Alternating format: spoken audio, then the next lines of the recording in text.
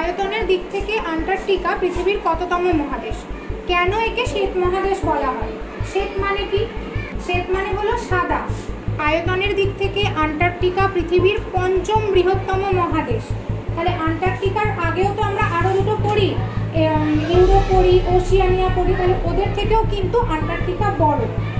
এবার কি বলেছে দেখো, সারা বছরই 1 থেকে 2 কিমি পুরু বরফের চাদরে এই মহাদেশটা ঢাকা থাকে। পুরু মানে হচ্ছে মোটা, যেটাকে আমরা ঠিক বলি, মানে এতটাই মোটা হয় যে সেটাকে পুরো সাদা মনে হয়। বরফের রংটা কি? সাদা, এবং সেখানে সূর্যের আলো পড়লে আরও বেশি চকচক করে। তো এতটাই সাদা যে সেজন্য আমরা এটাকে শ্বেত মহাদেশ বলি।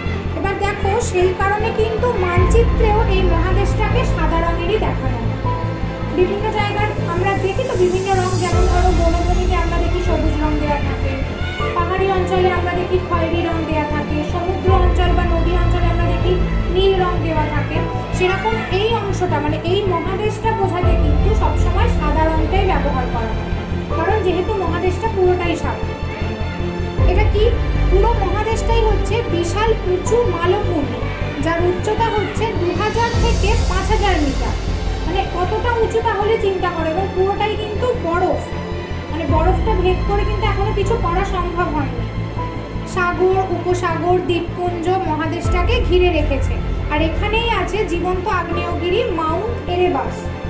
ভাবো কত ঠান্ডা এরিয়া, সেখানে জীবন্ত আগ্নেয়গিরিতে কি হয়? অগ্নুৎপাত হয়, লাভা বের হয়। তাহলে আমরা কি ভাবতে পারি কখনো যে একটা ঠান্ডা মহাদেশেতে এতটা অগ্নুৎপাত হবে? পারি না, কিন্তু সেখানেই এটা হয়। এখানেই পৃথিবীর বৃহত্তম হিমবাহও আছে, যেটা হচ্ছে ল্যাম্বার্ট হিমবাহ। ঠিক আছে, তো এই মহাদেশটা সম্পর্কে আমরা অনেক দিনই কিছু জানতে পারি, কিন্তু এখন বিজ্ঞানীরা ওখানে বিভিন্ন পরীক্ষা নিরীক্ষা চালাচ্ছে। আর সব থেকে মজার বিষয় কি বলতো, ক্যাপ্টেন স্কটের নাম শুনেছি অনেকে। ক্যাপ্টেন স্কট কিন্তু এই মহাদেশটা সম্পর্কে বলেছিলেন, উনি কিন্তু এর আবিষ্কার। ওনার সঙ্গে আরও সহযোগী ছিলেন, কিন্তু উনি হচ্ছেন মেন আবিষ্কর্তা, ক্যাপ্টেন স্কট। দেখো এখানে লেখা আছে, এখানকার জলবায়ু ও প্রাণী ও প্রকৃতি নিয়ে কিন্তু বিজ্ঞানীরা গবেষণা করছে। তাহলে এতদিন আমরা কি জানতাম, যে এখানে শুধুমাত্র বরফে ঢাকা, এখানে প্রাণী থাকে। প্রাণী বলতে আমরা কাকে চিনতাম? পেঙ্গুইনকেই চিনতাম। কিন্তু এখানে আরো অনেক কিছু আছে, এমন অনেক জিনিস আছে যেগুলো অন্য কোথাও পাওয়া যায়, ওখানে বরফেতেই পাওয়া যায়। ওটা সম্পর্কে আমরা তাহলে আরো বিস্তারিত জানতে পারবো। এরপরে যে বৈজ্ঞানিকরা গবেষণা করবেন সেটা নিয়ে আমরা আরো কিছু জানতে পারবো, কি কি আছে, কি কি পাওয়া যেতে পারে ওখান থেকে।